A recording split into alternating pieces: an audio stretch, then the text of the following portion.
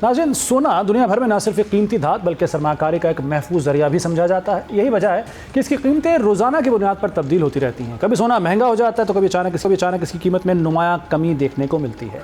पिछले चंद दिनों में सोने की कीमत में मुसलसल कमी देखने में आ रही है और आज भी मुल्क भर में सोने की कीमत में नुमायां कमी रिकॉर्ड की गई है, जिसके बाद फी तोला सोने की कीमत 5,200 रुपये कम होकर 4,19,636 रुपये पर आ गई है।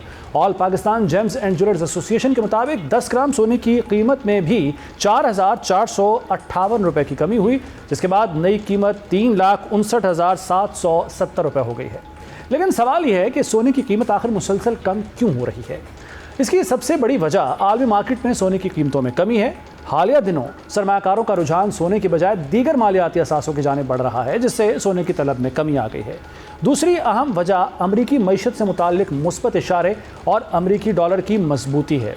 जब डॉलर मजबूत होता है तो आलमी मंडी में सोना निस्बतन महंगा महसूस होता है, जिसके बायस इसकी तलब कम हो जाती है और कीमतें नीचे आ जाती हैं। इसके अलावा अगर सरमाकारों को ये तवक्को हो कि अमरीकी मरकज़ी बैंक शरह सूद को ज़्यादा अरसे तक बुलंद रख सकता है तो वो सोने की बजाय बॉन्ड्स और दीगर मुनाफा बख्श सरमाकारी को तरजीह देते हैं कि सोना खुद कोई सूद या मुनाफादार नहीं करता।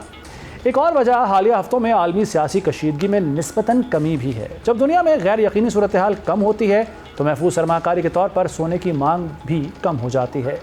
माहिरीन का कहना है कि अगर आलमी सतह पर यही रुझान बरकरार रहा तो सोने की कीमतों में मज़ीद उतार चढ़ाव देखने को मिल सकता है। ताहम अगर आलमी सियासी सूरत हाल दोबारा कशीदा हुई, महंगाई में इजाफा हुआ या मरकज़ी बैंकों ने सोने की ख़रीदारी बढ़ा दी तो फिर कीमतें एक बार फिर ऊपर जा सकती हैं।